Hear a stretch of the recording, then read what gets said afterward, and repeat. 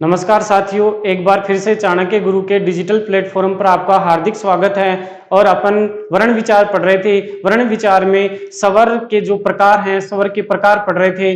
पहला प्रकार अपन ने पढ़ लिया था व्युत्पत्ति के आधार पर, और व्युत्पत्ति के आधार पर अपन ने दो प्रकार पढ़े थे, मूल स्वर और संधि स्वर। मूल स्वर की संख्या 4 बताई गई थी आपको, और संधि स्वर की संख्या 7 बताई गई थी। मूल स्वर की जो परिभाषा है वो आपको बताई गई थी। मूल स्वरों का निर्माण अपने आप होता है, ये अपने निर्माण के लिए किसी अन्य वर्ण की सहायता नहीं लेते हैं, जबकि संधि स्वरों का जो निर्माण है वो निर्माण मूल स्वरों की सहायता से होता है, उनका अकेले निर्माण नहीं होता है। तो वो क्या कहलाते हैं? संधि स्वर कहलाते हैं। और उनकी संख्या कितनी बताई गई थी? 7 बताई गई थी। अब आगे पढ़ते हैं अपन स्वर का दूसरा प्रकार।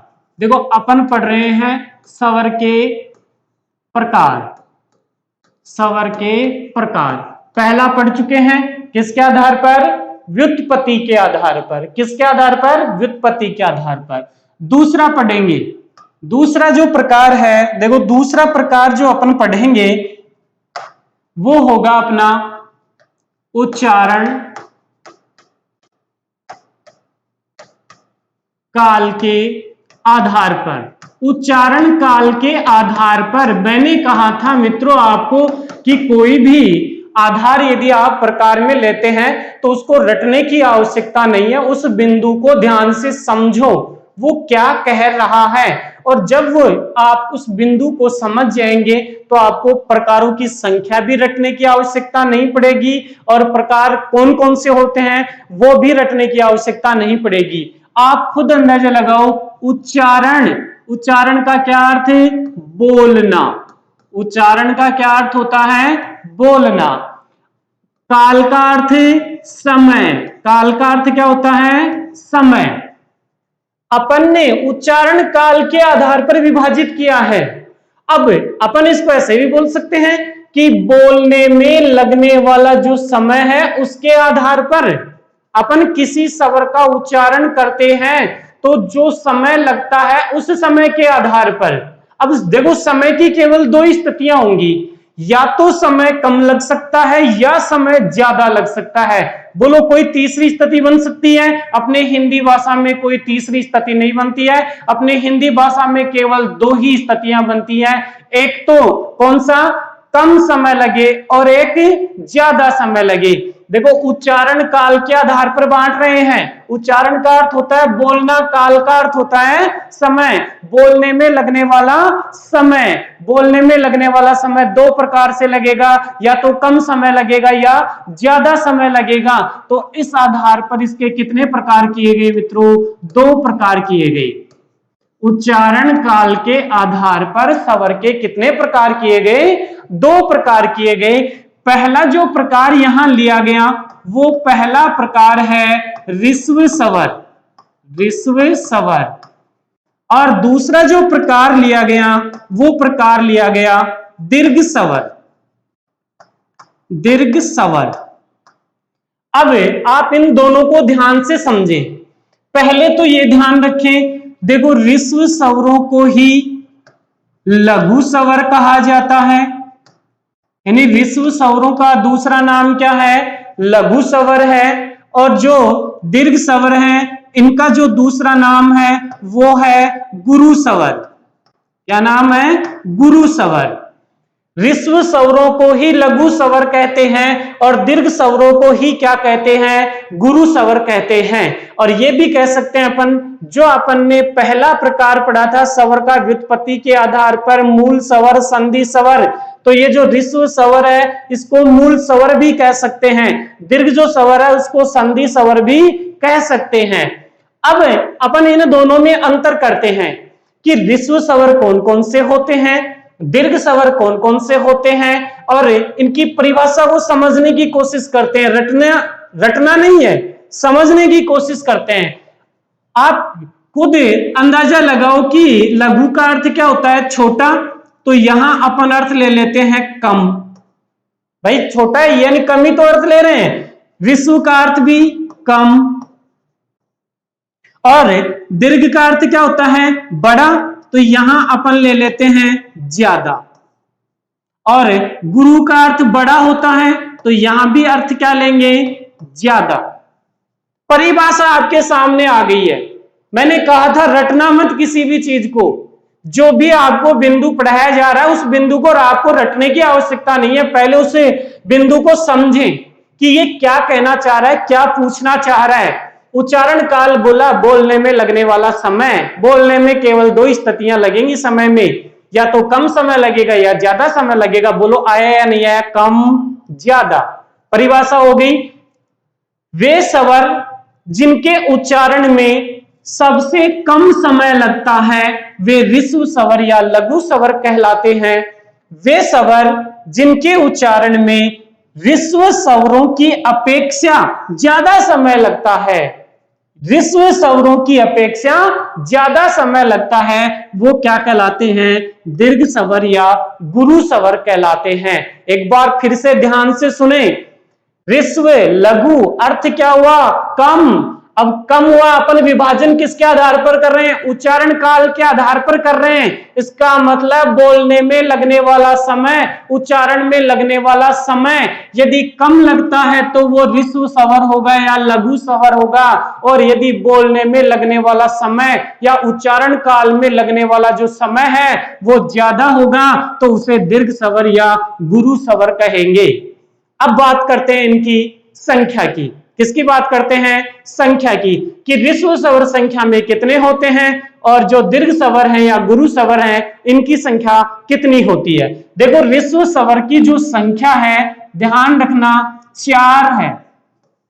ऋस्व स्वर संख्या में कितने हैं, 4 हैं। सबसे पहला ए, ई, उ, री, ये 4 जो हैं ये 4 ऋस्व स्वर कहलाते हैं। और इन्हीं 4 ऋस्व स्वरों को अपन ने मूल स्वर में विभाजित किया था। मूल स्वरों में भी यही 4 स्वर अपन ने रखे थे। इसलिए मैंने कहा था प्रारंभ में ही कि ऋस्व स्वरों को लघु स्वर भी कह सकते हैं, मूल स्वर भी कह सकते हैं, क्योंकि इनकी संख्या समान है। जो 4 मूल स्वर में रखे गए थे वही 4 यहां रखे जा रहे हैं। इनकी संख्या में कोई अंतर नहीं है, और जो 4 कौन कौन से होते हैं इनमें भी कोई अंतर नहीं है। तो ऋस्व स्वर, लघु स्वर या मूल स्वर, इनकी संख्या कितनी होगी, 4 होगी। और कौन कौन से होंगे, ए, ई, उ और री। अब देखो मैंने स्वर की संख्या कितनी बताई थी आपको, 11 स्वर बताए थे। अब 4 अपन ने यहां शामिल कर लिए, कितने बच गए, 7 बच गए ना।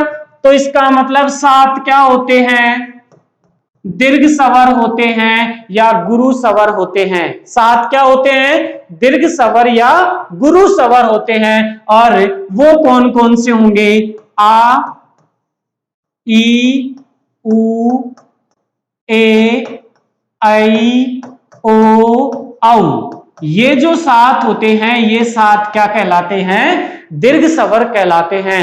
और वहां संधि स्वरों में भी अपन ने इन्हीं 7 को रखा था, तो अपन इसको दीर्घ स्वर भी कह सकते हैं, गुरु स्वर भी कह सकते हैं और संधि स्वर भी कह सकते हैं। अब मित्रों यहां ध्यान रखना, संस्कृत में क्या होता है कि थोड़ा इनसे ज्यादा समय भी लगता है। अब संस्कृत में जब ज्यादा समय लगता है तो उसको प्लुत स्वर कह दिया जाता है। क्या कह दिया जाता है, प्लुत स्वर कह दिया जाता है। अर्थात जिन स्वरों के उच्चारण में ऋस्व दीर्घ की अपेक्षा ज्यादा समय लगता है, या ये कह सकते हैं दीर्घ स्वरों की अपेक्षा ज्यादा समय लगता है, वो क्या कहलाएंगे, प्लुत स्वर कहलाएंगे। अब प्लुत स्वर अपने हिंदी भाषा में होता नहीं है, इसका प्रयोग संस्कृत भाषा में किया जाता है। और संस्कृत भाषा में जो अवग्रह चिन्ह होता है, हमेशा ध्यान रखना, हिंदी भाषा में जो ये एस की सी आकृति दिखने वाला अवग्रह चिन्ह है, इस अवग्रह चिन्ह का प्रयोग यदि किसी भी शब्द में किया जा रहा है तो इसका मतलब उस शब्द में किसका प्रयोग हुआ है, प्लुत स्वर का प्रयोग हुआ है। और इससे संबंधित हिंदी भाषा में भी प्रश्न पूछ लिया जाता है, और एक बार प्रश्न पूछा हुआ भी है। प्रश्न क्या था, प्रश्न था ओम शब्द में किस स्वर का प्रयोग हुआ है। प्रश्न क्या था, ओम शब्द में किस प्रकार के स्वर का प्रयोग हुआ है। ऑप्शन में ऋस्व था, दीर्घ था, प्लुत था। तो इसमें कौन से स्वर का प्रयोग हुआ है, प्लुत स्वर का प्रयोग हुआ है, क्योंकि यहां अवग्रह चिन्ह आ गया। कौन सा अवग्रह चिन्ह आ गया, ऐस किसी आकृति दिखने वाला अवग्रह चिन्ह आ गया। और जब भी ऐस किसी आकृति दिखने वाला अवग्रह चिन्ह आ जाएगा तो उसमें कौन से स्वर का प्रयोग होगा, प्लुत स्वर का प्रयोग होगा। अब इसके अलावा मित्रों देखो, जो ऋस्व स्वर हैं इनको अपन ये भी कह सकते हैं कि जिन स्वरों के उच्चारण में देखो यहां कम समय लग रहा है, तो कम समय लग रहा है तो या एक मात्रा का समय लग रहा है। जिन स्वरों का उच्चारण करते समय एक मात्रा का समय लगता है उनको ऋस्व स्वर कहते हैं, और जिन स्वरों का उच्चारण करते समय दो मात्रा का समय लगता है उनको क्या कहते हैं, दीर्घ स्वर या गुरु स्वर कहते हैं। देखो मैंने कहा ऋस्व स्वरों के उच्चारण में एक मात्रा का समय लगेगा, दीर्घ स्वरों के उच्चारण में दो मात्रा का समय लगेगा। इसलिए अपन इसको ये भी कह सकते हैं कि जो उच्चारण काल के आधार पर बांटा गया है इसको मात्रा के आधार पर भी बांटा जा सकता है। एक मात्रा का समय लगेगा उसको ऋस्व, और दो मात्रा का समय लगेगा उसको क्या कहेंगे, दीर्घ या गुरु कहेंगे। अब इसको ध्यान से देखें कि एक मात्रा का समय कैसे लगता है और दो मात्राओं का समय कैसे लगता है। पहले देखें एक मात्रा का समय कैसे लगता है। देखो मैंने आपके सामने ये चार जो है ये चार ऋस्व स्वर लिए हैं, क्या आप इनके टुकड़े कर सकते हो, ए के टुकड़े हो सकते हैं, ऋस्व ई के टुकड़े हो सकते हैं, ऋस्व उ के टुकड़े हो सकते हैं, री के टुकड़े हो सकते हैं, नहीं हो सकते। इन स्वरों को और विभाजित नहीं किया जा सकता। अरे जब इसको और विभाजित नहीं किया जा रहा है तो दूसरी मात्रा कहां से आएगी, ये अपनी खुद की मात्रा से ही बना है, इसको किसी दूसरे की मात्रा की आवश्यकता नहीं है। ये किसी दूसरे की मात्रा को ग्रहण नहीं करता है, और किसी दूसरे की मात्रा को ग्रहण नहीं करने के कारण इसको क्या कहते हैं, एक मात्रा का समय लगने वाला स्वर कहते हैं। इन चारों में एक मात्रा का समय लगता है क्योंकि इन चारों के पास अपनी खुद की मात्राएं हैं, ये किसी दूसरे वर्ण की मात्रा का सहयोग नहीं लेते हैं। इनमें देखो ये 7 जो दीर्घ स्वर हैं, इन 7 दीर्घ स्वरों में आप किसी भी स्वर को ले लो, उसके आप टुकड़े आसानी से कर सकते हो। यदि आप आ को लेंगे तो आ के टुकड़े ए प्लस ए बोलो कर सकते हो या नहीं कर सकते, कर सकते हैं ना। आप दीर्घ ई को ले लो, चाहे दीर्घ ई को लोगे तो ई प्लस ई बोलो टुकड़े कर सकते हैं या नहीं कर सकते। फिर आप ऊ को ले, ऊ के टुकड़े ऊ प्लस ऊ बोलो टुकड़े होते हैं या नहीं होते, होते हैं। फिर आप ए को ले, चाहे इस ए को ले चाहे तो इसके जब टुकड़े करेंगे तो ए प्लस ई बोलो टुकड़े हो रहे हैं या नहीं हो रहे। फिर आप चाहे आई को ले लें, आई के जो टुकड़े होंगे वो क्या हो जाएंगे, ए प्लस ए हो जाएंगे। इसी प्रकार चाहे आप ओ के ले लें, ओ के भी क्या हो सकते हैं, टुकड़े हो सकते हैं, और ओ के टुकड़े क्या होंगे, ए प्लस ऊ हो जाएंगे। और इसी प्रकार जो औ है उसके भी अपन टुकड़े कर सकते हैं, ए प्लस ओ। तो प्रत्येक के टुकड़े हो रहे हैं। इस आम में देखो एक ए की मात्रा, एक ए की मात्रा, दो मात्रा हो गई। दीर्घ ई में देखो ई की मात्रा, दो मात्रा हो गई। दीर्घ ऊ में देखो ऊ की मात्रा, दो मात्रा हो गई। ए में देखो ए प्लस ई, दो मात्रा हो गई, एक ए की मात्रा और एक ई की मात्रा। आई में देखो ए प्लस ए, दो मात्राएं हो गई। ओ में देखो ए प्लस ऊ, दो मात्राएं हो गई। औ में देखो ए प्लस ओ, दो मात्राएं हो गई। तो बोलो कितनी मात्राएं आ रही हैं, दो। कौन से स्वरों में आ रही हैं, दीर्घ स्वरों में आ रही है या गुरु स्वरों में आ रही है। इसलिए इनके उच्चारण में कितनी मात्राओं का समय लगता है, दो मात्राओं का समय लगता है। और जिन स्वरों के उच्चारण में दो मात्राओं का समय लगता है उन्हें क्या कहेंगे, दीर्घ स्वर कहेंगे।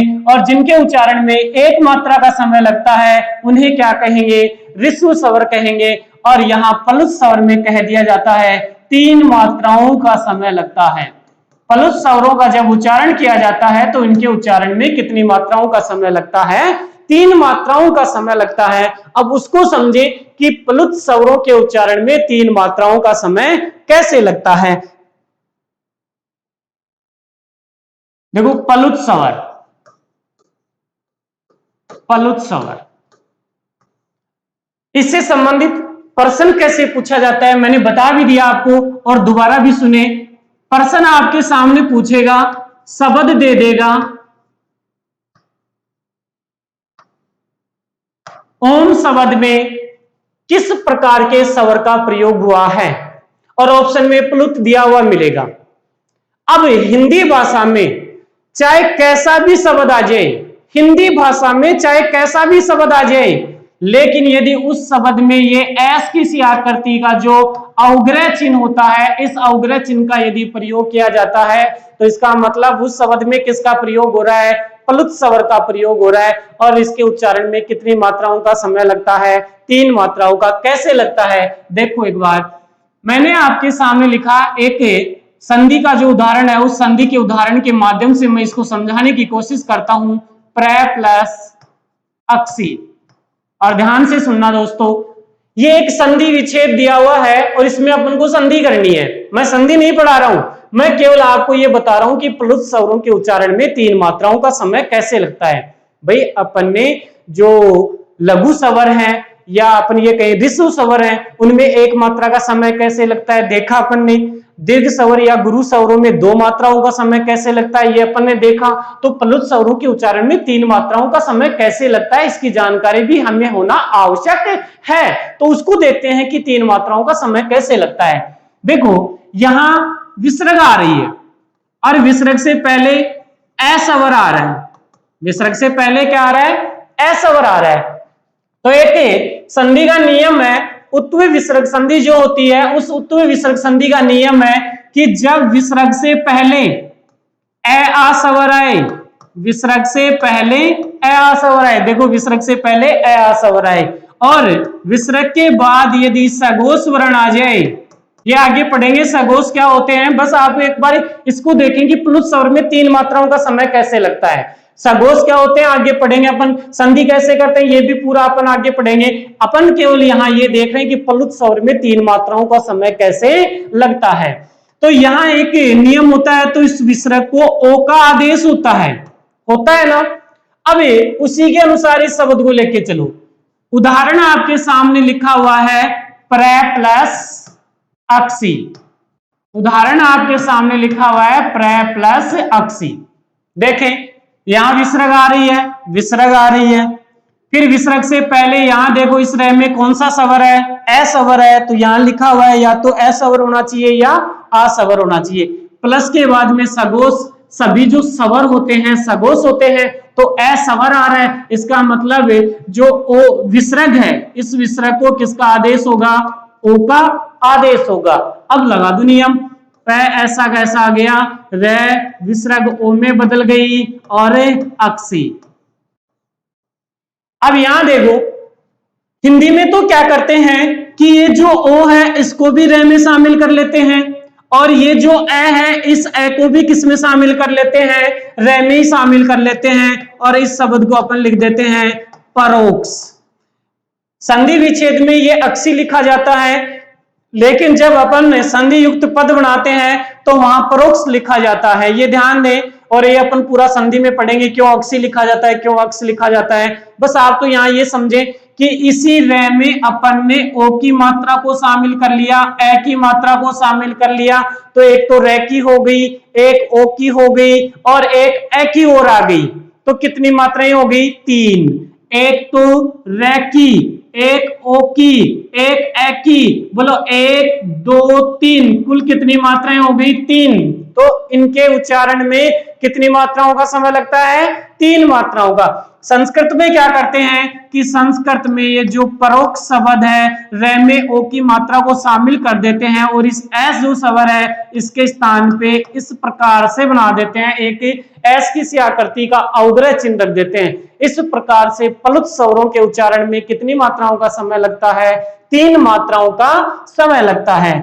आगे देखें मित्रों, अपन स्वर के प्रकार पढ़ रहे हैं, और स्वर के प्रकार में अपन 2 प्रकार पढ़ चुके हैं, व्युत्पत्ति के आधार पर और दूसरा उच्चारण काल के आधार पर। उच्चारण काल के आधार पर अपन ने पढ़ा ऋस्व स्वर और दीर्घ स्वर। ऋस्व स्वरों को लघु स्वर कहते हैं, दीर्घ स्वरों को गुरु स्वर कहते हैं। ऋसु स्वरों की संख्या 4 होती है, दीर्घ स्वर या गुरु स्वरों की संख्या 7 होती है। जिन स्वरों के उच्चारण में सबसे कम समय लगता है अर्थात एक मात्रा का समय लगता है उन्हें ऋसु स्वर कहते हैं, और जिनके उच्चारण में 2 मात्राओं का समय लगता है अर्थात ऋसु स्वरों की अपेक्षा ज्यादा समय लगता है उन्हें दीर्घ या गुरु स्वर कहते हैं। अब स्वर का जो प्रकार है वो तीसरा प्रकार, अपन स्वर के प्रकार पढ़ रहे हैं। स्वर के प्रकार 2 प्रकार अपन पढ़ चुके हैं, और तीसरा प्रकार जो आता है वो है, देखो तीसरा प्रकार है आभ्यंतर पर्यतन के आधार पर। आभ्यंतर पर्यतन के आधार पर, देखो आभ्यंतर जो पर्यतन है इस आधार पर 4 प्रकार होते हैं। कितने प्रकार होते हैं मित्रों? 4 प्रकार। आभ्यंतर पर्यतन यानी जो अपन बोलने का प्रयत्न करते हैं, तो बोलने का जो प्रयत्न करते हैं उस बोलने के प्रयत्न में अपनी जो मुख की, अपन ये कहें कि मुख का हाव भाव, अपनी जो जीव्या है इसकी स्थिति किस प्रकार की होती है, उसके आधार पर 4 भाग किए गए।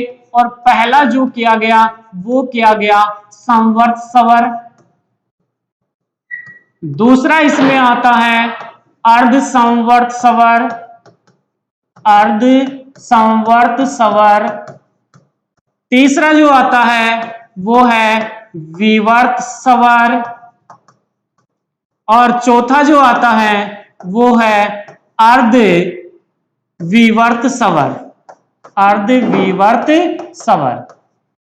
अब देखो ये क्या होते हैं, संवर्त स्वर जो होते हैं जब इनका अपन उच्चारण करते हैं तो जो अपना मुख है, संवर्त स्वरों में जो अपना मुख है ये पूरी तरह से बंद रहता है, और अपनी जो जीव्या है वो मुख के ऊपर वाले भाग में स्पर्श करती है। इस कारण इसको क्या कहते हैं? संवर्त स्वर कहते हैं। जैसे देखो अपन ने ई लिखा और दीर्घ ई लिखा, इसी के साथ में ऊ लिखा और इसी के साथ में दीर्घ ऊ लिख लिया और री लिख लिया।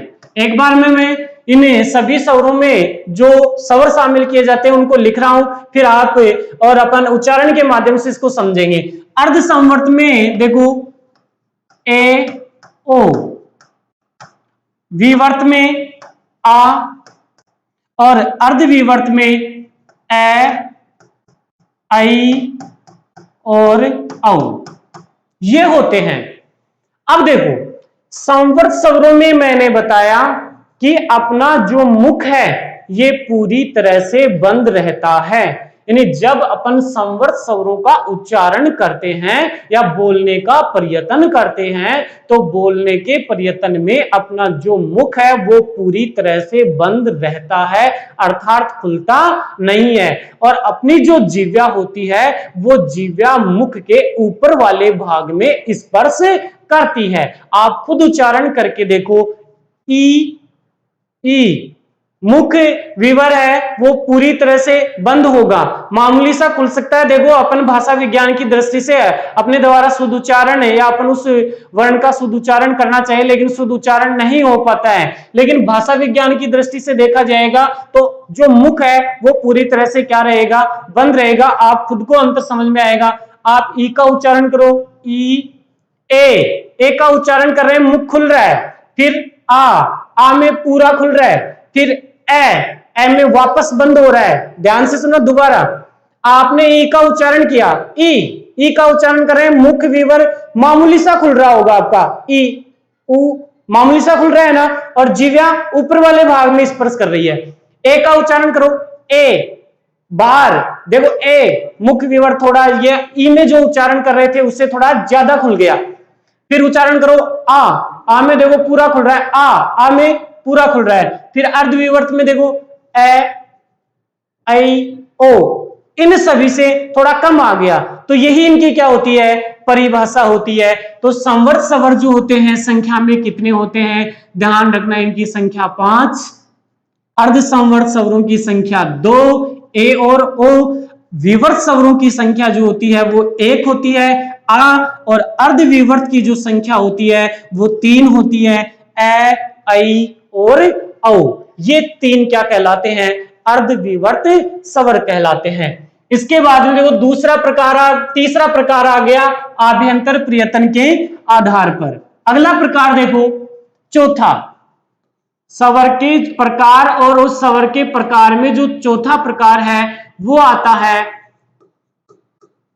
ओष्ठों की आकृति के आधार पर। ओष्ठों की आकृति के आधार पर, ओष्ठों की आकृति के आधार पर।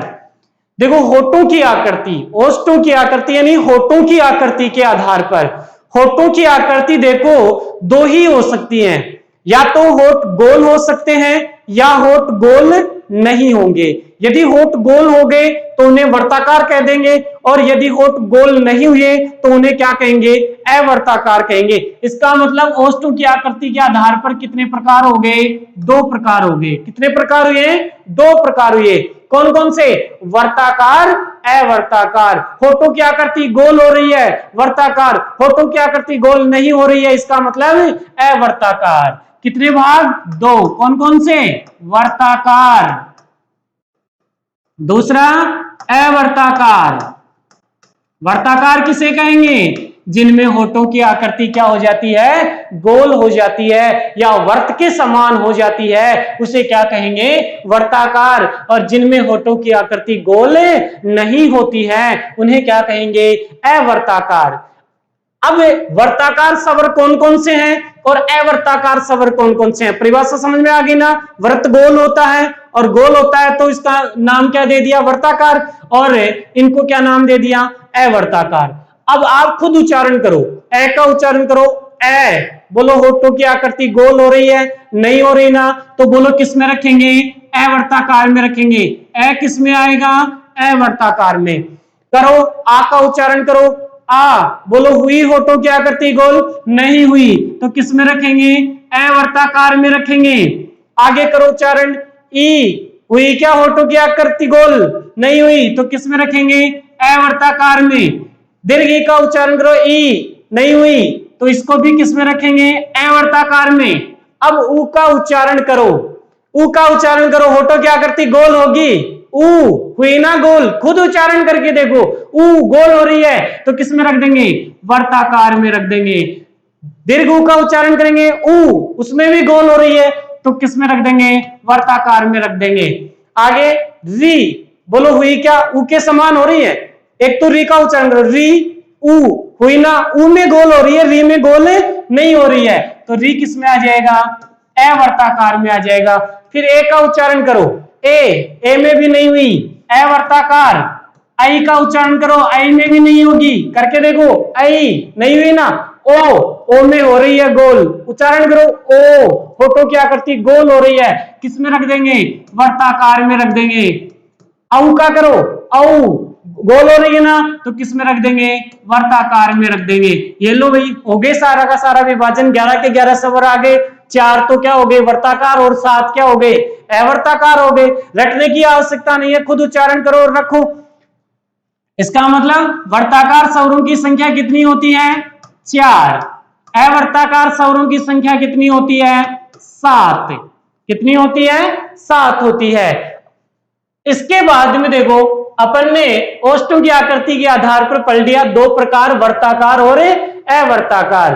वर्ताकार में होठों की आकृति गोल हो जानी चाहिए, अवर्ताकार में होठों की आकृति गोल नहीं होनी चाहिए।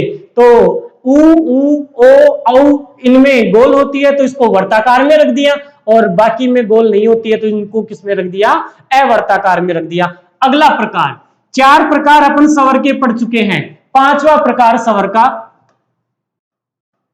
5वां प्रकार आता है, देखो अपना ये कहें कि अपन बोलने का प्रयत्न कर रहे हैं, और बोलने का जो प्रयत्न कर रहे हैं तो जो अपनी जिह्वा है, जिह्वा स्पर्श करती है, और बोलने का अपन जो बाह्य प्रयत्न करते हैं, या इसको अपन कह सकते हैं बाह्य प्रयत्न।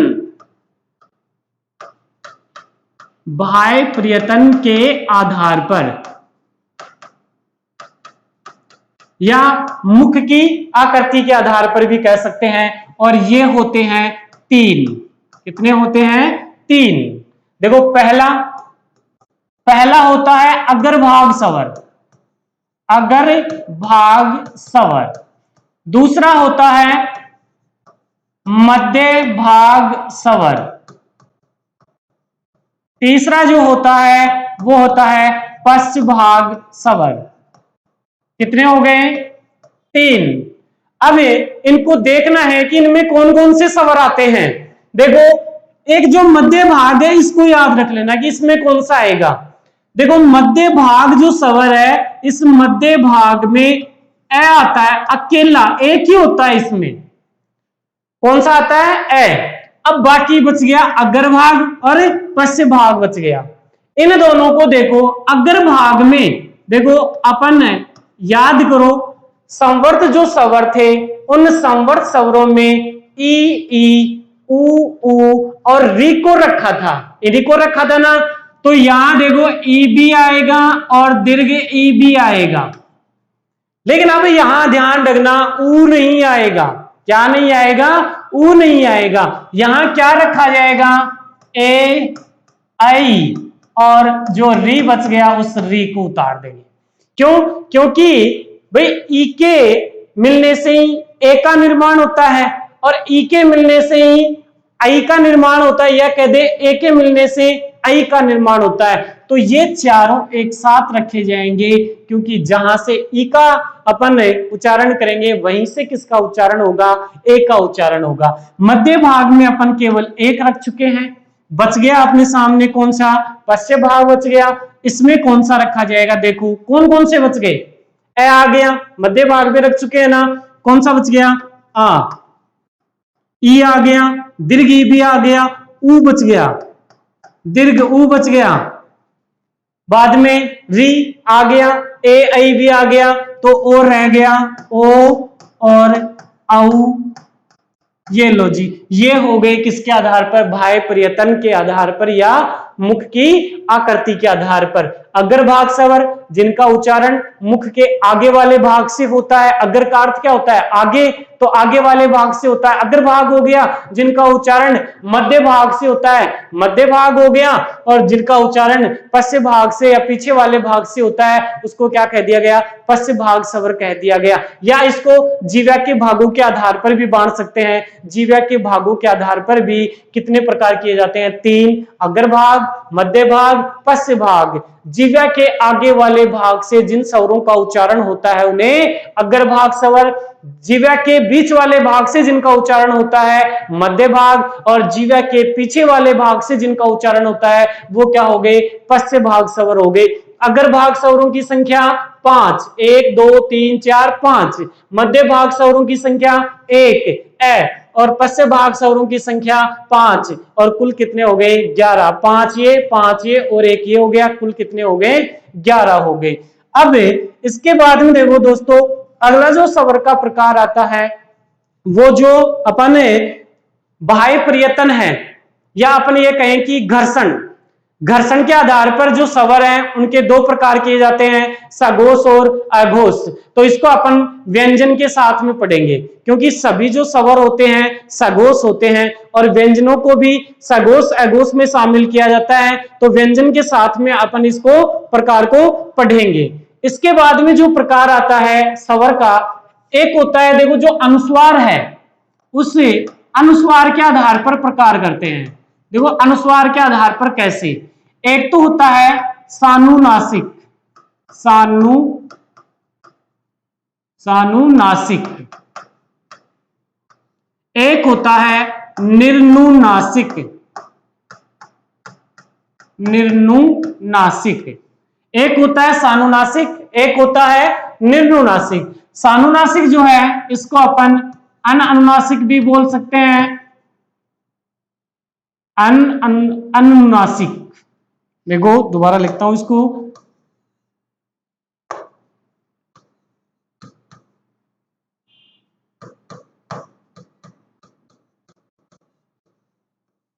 और जो निम्नोनासिक है इसको देखो। अब रखे कौन कौन से जाएंगे? सानुनासिक जो है इसमें ध्यान रखना ए, आ, ई, दीर्घ ई, ऊ, दीर्घ ऊ, री, ए, आई, ओ, औ। और निम्नुनासिक जो है इसमें भी देखो यही रखे जाएंगे, ए, आ, ई, ऊ, री, ए, आई, ओ, औ। अंतर क्या हुआ? फिर ऊपर जो रख रहे हैं वही नीचे आ रहे हैं, अंतर क्या हुआ? यहां ध्यान रखना, इन सब में अनुस्वार का प्रयोग होगा। यदि अनुस्वार का प्रयोग हो रहा है तो वो क्या होगा? सानुनासिक होगा। और यदि अनुस्वार का प्रयोग नहीं हो रहा है तो वो क्या होगा? निम्नुनासिक होगा। ये हो गए अपने स्वर। और अपन ने जो प्रारंभ में वर्ण जो था उस वर्ण को दो भागों में विभाजित किया था। वर्ण को कितने भागों में विभाजित किया था? दो भागों में। वर्ण को अपन ने दो भागों में विभाजित किया था। एक को नाम दिया था स्वर और दूसरे को नाम दिया था व्यंजन। स्वर को अपन पढ़ चुके हैं, स्वर को अपन क्या कर चुके हैं? पढ़ चुके हैं। अब किसको पढ़ेंगे अपन? व्यंजन का अध्ययन। स्वर में अपन ने पढ़ा एक तो इसकी परिभाषा, परिभाषा में अपन ने पढ़ा कि वे वर्ण जिनका उच्चारण बिना किसी अन्य वर्ण की सहायता से होता है या ये स्वतंत्र होते हैं, किसी के ऊपर आश्रित नहीं होते हैं। जब इनका उच्चारण किया जाता है तो वायु के मार्ग में किसी प्रकार का अवरोध बाधा उत्पन्न नहीं होती है। परिभाषा इसकी भी अपन वहां पढ़ चुके थे कि जब व्यंजन का उच्चारण करेंगे इसमें अपन ने लिखा था स्वतंत्र होते हैं और इसमें लिखा था स्वतंत्र नहीं होते हैं, स्वतंत्र नहीं। अब फिर स्वतंत्र क्यों नहीं होते हैं? क्योंकि ये दूसरे वर्ण के ऊपर निर्भर है, दूसरे वर्णों के ऊपर निर्भर है, जबकि ये दूसरे वर्णों के ऊपर निर्भर नहीं है। इनका उच्चारण अपने आप होता है, व्यंजन का उच्चारण अपने आप नहीं होता है। ये अपने उच्चारण के लिए किसके ऊपर निर्भर है? स्वर के ऊपर निर्भर नहीं है। यदि व्यंजन की सहायता नहीं करेगा स्वर तो इस व्यंजन का उच्चारण नहीं हो सकता। जबकि चाहे स्वर की सहायता व्यंजन करे या ना करे, स्वर के ऊपर कोई प्रभाव नहीं पड़ता है, उसको किसी की सहायता की आवश्यकता नहीं है। फिर इसमें अपन ने ये कह दिया था जब ये स्वतंत्र है, किसी की सहायता नहीं ले रहा है, तो आप खुद अंदाजा लगाओ कि उसके मार्ग में किसी प्रकार की बाधा आ सकती है क्या? नहीं आ सकती। अपन कोई काम करें यदि किसी दूसरे के ऊपर आश्रित रह के करें तो इसका मतलब अगर उसने अपन को सहारा नहीं दिया अपना काम नहीं होगा। तो वो स्वर और यहां देखो व्यंजन, ये बेचारा वर्ण व्यंजन जो है ये आश्रित है किसके ऊपर? स्वर के ऊपर, पूरी तरह से आश्रित है। अगर ये सहायता नहीं करेगा इसका उच्चारण नहीं।